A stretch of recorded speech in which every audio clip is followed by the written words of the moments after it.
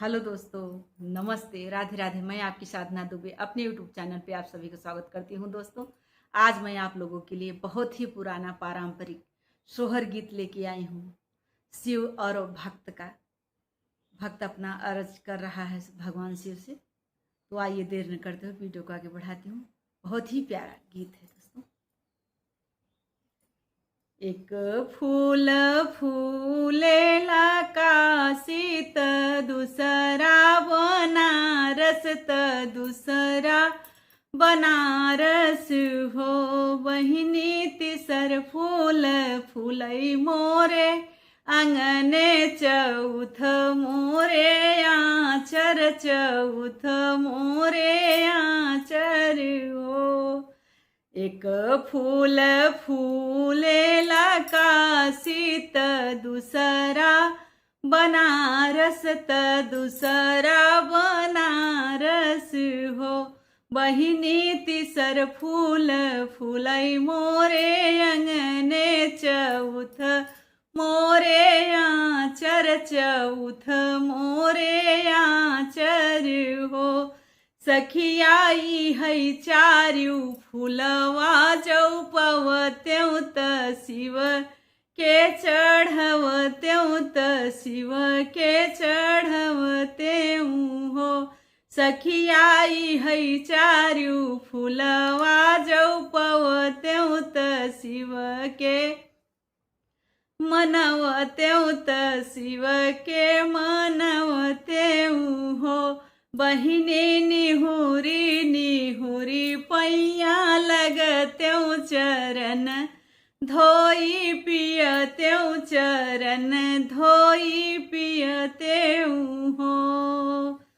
सखिया निहुरी निहुरी पैया लगत्यों चरण धोई पियत्यों चरण धोई पियत्यों हो। केहू के दिहे शिव दूध भात, केहू के साग भात, केहू के साग भात हो। सखिया केहू के राखे उपवास, तय अपने कर्म से तय अपने कर्म से हो। केहू के दिहे शिव दूध भात, केहू के साग भात, केहू के साग भात हो। बहिनी केहू के राखे उपवास, तय अपने कर्म के तय अपने कर्म बद हो।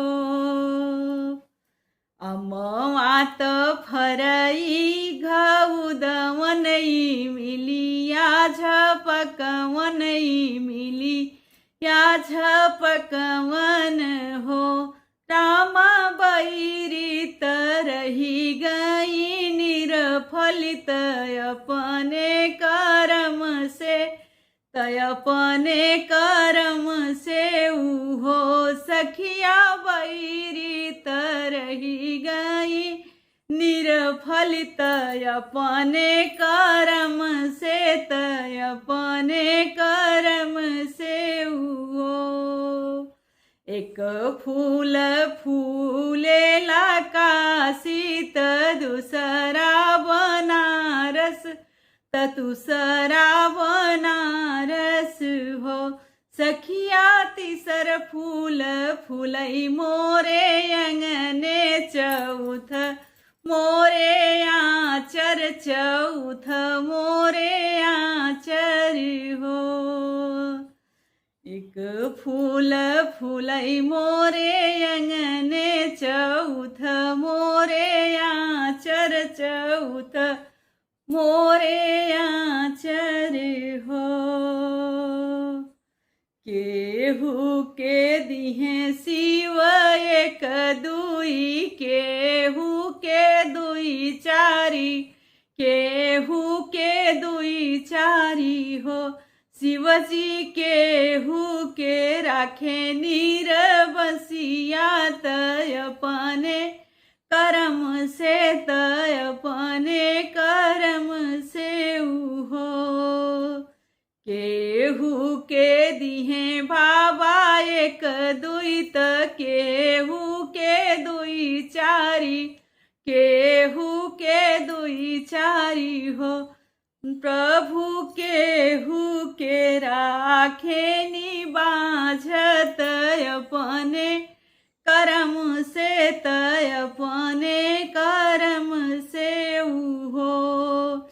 एक फूल फूलेला काशी त दूसरा बनारस, त दूसरा बनारस हो। सखिया तीसर फूल फूलै मोरे अंगने, चौथ मोरे आंचर, चौथ मोरे आंचर हो। इहै चारू फूलवा जौ पवत्यों त शिव के मनवत्यों, त शिव के मनवत्यों हो। तो धन्यवाद दोस्तों। यह हमारा सोहर गीत आप लोगों को जैसा लगे कमेंट बॉक्स में ज़रूर बताइएगा दोस्तों। इस समय बहुत गर्मी पड़ रही है दोस्तों, हमारे इस गीत पे खूब ढेर सारा प्यार दुलार दीजिएगा और लाइक शेयर सब्सक्राइब जरूर कीजिएगा। तो आइए फिर मिलती हूँ ऐसे ही गीतों के साथ, तब तक के लिए हर हर महादेव, राधे राधे।